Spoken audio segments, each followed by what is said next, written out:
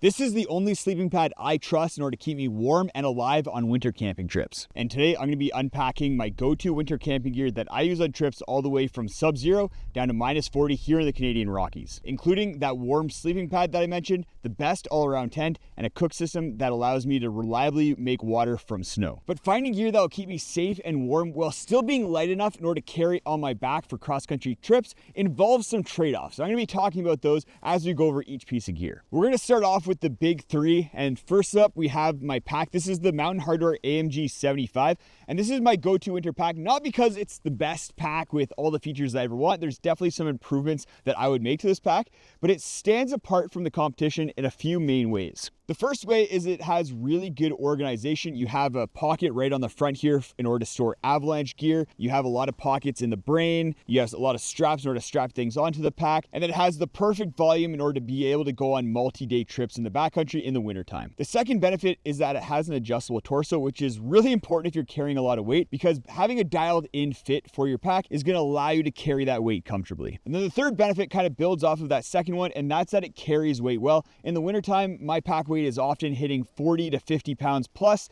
and the AMG 75 carries that weight no problem. The trade-off with this pack is that it's heavy. It's over 2 kilograms, which is much heavier than I would want for basically any pack that I'll ever use. So if I was going to improve this pack, I'd have all the features that it has, but make it quite a bit lighter. Right at the top of my pack, so I can set up camp as soon as I'm done for the day, is my tent. And this tent might surprise some of you because it's the Durston X-Dome 1 Plus, and it's advertised as kind of a 3+ season tent, but I find that it's perfectly capable of dealing with winter conditions as long as you're not going into crazy alpine environments where you're dealing with blizzards and snow. If you can keep this tent relatively sheltered, it's going to perform phenomenally in the wintertime. For the standout features with the tent, one of them is that it's a true freestanding tent, which means you don't need any tent stakes in order to set it up, not even tent stakes in order to stake out the vestibule. And I really like this feature for a winter tent because it allows you to set up easily on really sugary snow or frozen ground. There's also a ton of room inside due to the 1+ nature of the tent, so you can really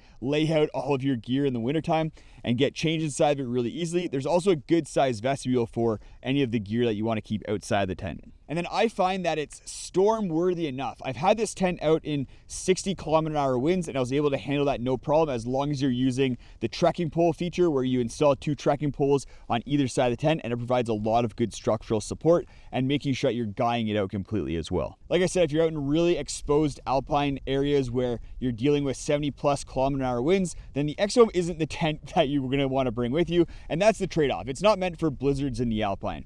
The alternative tent, if you are dealing with those kind of conditions, is the Samaya 2.0. I've used this tent in the wintertime, and I've taken it out in really windy conditions, and it's phenomenal with basically anything that you can throw at it. My other big 3 items, like my sleeping pad and my sleeping bag, are kind of buried in the pack right now. So let's go over some of the items that I keep on the outside of my pack for a little bit more accessibility before we really dive into it. In this top pocket, I keep my satellite communicator and SOS device. In the wintertime, it's especially important to be able to call for help if you need it because you can get into tricky situations really carefully. That being said, it is important to be making good decisions, planning appropriately, and not relying on this. I also have my ditty bag up here with some of my electronics and other things. I'm not going to talk about everything that I bring. I'm going to really focus on the winter specific items, but if you want to see all the gear that I bring on winter backpacking trips, then check out my PackWizard gear list down in the video description. But one of the things that is winter specific is my power bank. It's the Nitecore Summit 10,000, and this is a special power bank because it provides heat to itself. So it keeps itself warm, so it's able to operate at really cold temperatures. They advertise down to -20 degrees Celsius. The trade-off is that you need to use the little bag that it comes with in order to provide some insulation in order to maximize the effectiveness of that heating. I also have my headlamp in here. It's the Nitecore NB 10,000. It's a really lightweight, effective headlamp, really bright, so great for those long winter nights. The trade-off with this is that it's not the best for battery life. If you need something that's going to allow you to backpack or hike in the wintertime for long periods of time at night, then this isn't going to be the best option for you. I also have my toothpaste tabs in here. I love these in wintertime because they don't freeze. Toothpaste freezes in the wintertime, and that can be really annoying. So toothpaste tabs are definitely the better option, I think. The other thing that I'm storing in the top here, which is specific to winter, is a wag bag. In the wintertime, pooping is tough, and if you don't have access to an outhouse, then a wag bag is going to be the best way to poop and leave no trace. Because in the wintertime, you don't want to just be pooping on the snow or even digging down and then pooping on the frozen ground, because come springtime, that poop is just going to wash into the rivers and streams that you're then going to be trying to drink water out of. But the trade-off is that it's a bit annoying to use, and it's definitely annoying to have to carry your poop around on a trip. While winter camping can be unpredictable, what isn't unpredictable is how awesome the sponsor of today's video is, Garage Grown Gear. While they may not be known for winter gear, they have some amazing ultralight options that help you get out in wintertime without breaking your back. Gear like that headlamp I talked about, food bag insulators, and my favorite base layers and fleece layers, which we'll get into later. Garage Grown Gear also supports amazing, innovative small brands, and that's why they're by far my favorite outdoor gear store.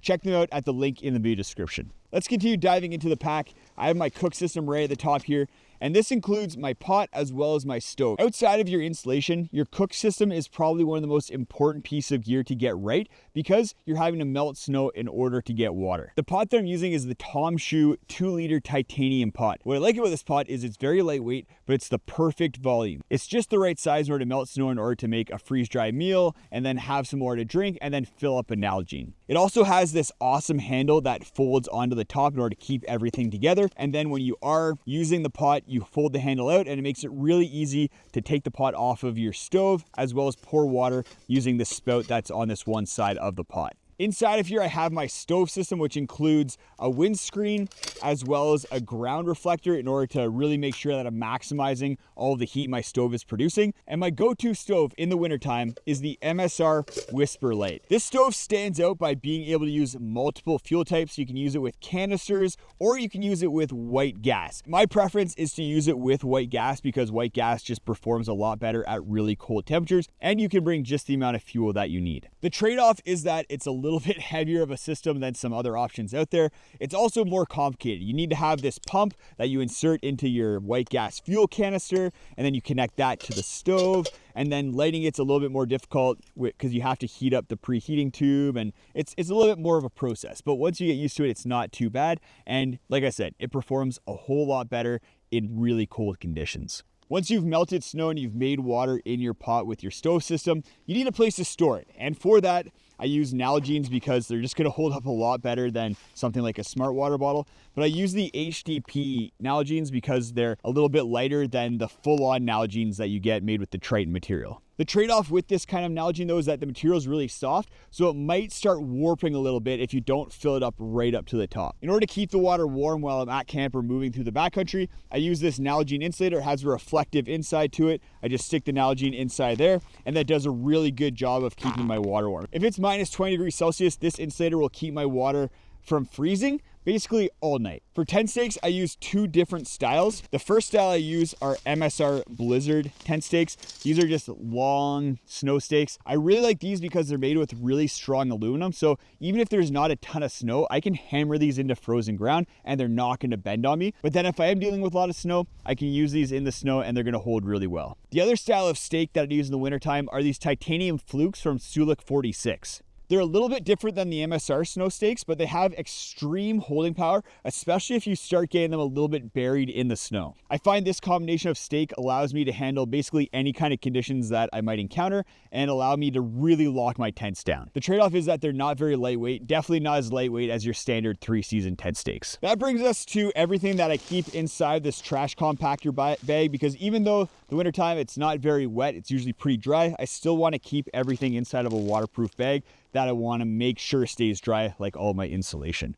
Right at the top here, I have one of my favorite pieces of winter camping gear, and it's these Expedition booties from Mech. I like these a lot more than a lot of other booties out there because they have this cuff that extends up, so it provides a lot of coverage if you're going through really deep snow. They're also quite warm, especially around the foot here. The trade-off is that they don't come with a great insole, so I do recommend adding some sort of thermal insole to them, or if you're standing on snow, putting down a sit pad or something like that in order to stand on. For my clothing, I keep everything inside of this big stuff sack just so I can keep things organized, throw it into my tent, and then start pulling things out as I need it. Right at the top here, I have my Alpha Direct base layers. So this is what I throw on once I get to camp in order to add a little bit of insulation. Alpha Direct is insane because it's very lightweight, but crazy warm. I bring Alpha Direct layers for both my top, my legs, and then my feet, and it keeps me toasty warm with very, very little weight penalty. The trade-off with Alpha Direct is that it can be kind of difficult to find, but Garage One Gear has an amazing selection from a bunch of different brands,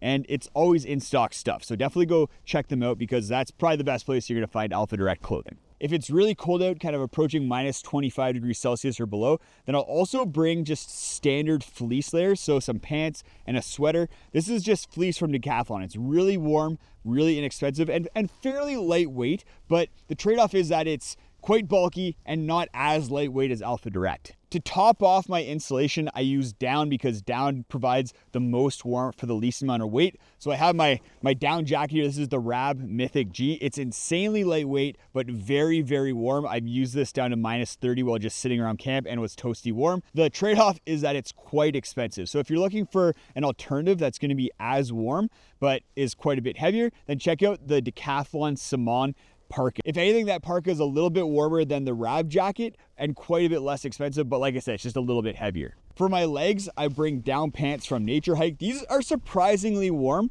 but not as warm as I would like. It'd be really cool if I could find a pair of down pants that were kind of as poofy as my winter jackets, but these get the job done and are very inexpensive. I mentioned I was gonna also talk about my favorite base layers, and this year that's been mesh base layers. I experimented a lot with them last winter, and then this winter they've just become my go-to. And there's a couple different reasons why. First of all, they're quite warm for what they are. You wouldn't think a pair of base layers full of holes would be warm, but each hole acts as a little pocket that traps warm air and ends up keeping you quite warm. I'll wear a pair of mesh base layers both on my legs and my upper body, and I'll keep them on the entire trip. So I'll wear them while I'm hiking, while I'm skiing, and then I'll leave them on once I get to camp. Now we're getting into the real good stuff. It's the insulation that keeps me warm while I'm sleeping, my sleeping pad, my sleeping bag, that kind of stuff. We're gonna start off with the sleeping pad. This is the Thermarest X-Therm, and it stands out by being really the only sleeping pad I trust to keep me warm in really cold conditions. It's also very lightweight and really compact. The trade-off with this pad is that it is quite expensive, but then it's also not the most comfortable pad out there. You're definitely gonna be sacrificing some sleep comfort by using the X-Therm. My pillow of choice is the Hikenture pillow. It has a pad strap in order to keep it locked on your sleeping pad, especially when you have your hood in a big sleeping bag. It can be hard to keep track of where your pillow is, so the pad strap I find is really essential. The other thing that's really nice with the Hikenture is that it has a little bit of insulation on the top, especially if you're using a quilt or a hoodless sleeping bag in the wintertime, then having that extra little bit of insulation on your pillow is really nice. The other piece of my ground insulation that works with the X-Therm is this Nemo Switchback foam pad. This provides a little bit of extra insulation underneath my X-Therm and also provides some backup in case my X-Therm pops or gets a hole. This at least might keep me alive and not allow me to freeze to death. The other nice thing about this that makes it so it's something that I bring on every single winter trip is that it provides some insulation when I'm sitting around camp. I can put it on a picnic table or on my chair or on my snow bench, sit on this, and I'm not gonna get really, really cold through the snow. And then we have my two-part top insulation system. The first part is this Thermarest Polar Ranger sleeping bag. I've had this bag down to minus 30 on its own and been completely fine, but with the system that I'm going to show you, I can get down quite a bit colder than that. And the Polar Ranger has a few things that makes it stand out. First of all, like I said, it's very warm. It also has these armholes that allow you to stick your arms out and kind of do things around your tent without having to get out of your sleeping bag. It also has this snorkel at the head end, which is essential, I find, for cold temperatures because it creates a little pocket of warm air around your face, and it really helps with moisture management by directing the humid air from your breath away from the head end of your sleeping bag. It's also fairly lightweight for how warm it is, which is kind of cool. The trade-off is that there's not as much insulation on the back as the front, and Thermarest did this on purpose because they know that if you're sleeping on your back, you're just compressing that insulation and you're gonna get most of your insulation from your sleeping pad in that scenario. But what that means is that in order to maximize your warmth, you have to sleep on your back and stay on your back, because as soon as you shift to your side, you're exposing that compressed insulation and there's less of it on the back too, and then you're probably gonna get cold. The second part of my top insulation is this synthetic quilt from Enlightened Equipment. And this provides three different benefits. First of all, it does provide a little bit of extra insulation, even though it is really thin. Right here, I have the 50-degree version, and I find that kind of a nice sweet spot because it compresses really nicely, isn't too bulky, but I also have a 40-degree quilt that I'll bring if it's really cold. The second benefit is that because it uses pad straps in order to lock onto my sleeping pad, I can toss and turn a little bit more with my sleeping bag, and then I'm not going to get as cold by, like I said, exposing those compressed down areas. And then the third benefit is moisture management. As you're sleeping, you're creating moisture vapor, and then that's going to be moving through your sleeping bag. If you don't have this quilt, as the moisture moves towards the cold air on the outside of the sleeping bag, it's going to start condensing into liquid, and you don't want that liquid condensing inside the down. And that synthetic material is going to deal with moisture a lot better and still keep you warm if it does have some moisture condensing inside of it. I've used this ground insulation, top insulation, along with a really good clothing system down to minus 50 degrees Celsius, and it was warm at those temperatures. I slept through the night, and that's kind of crazy. So I've tested this gear, I put it to the test, and this is what I bring in order to stay warm and safe on trips. Go check out this video if you want to see me using this gear on a 4-day winter backpacking trip in the Canadian Rockies. It was one of the toughest trips I've ever done, and I'd really put a lot of this gear to the test.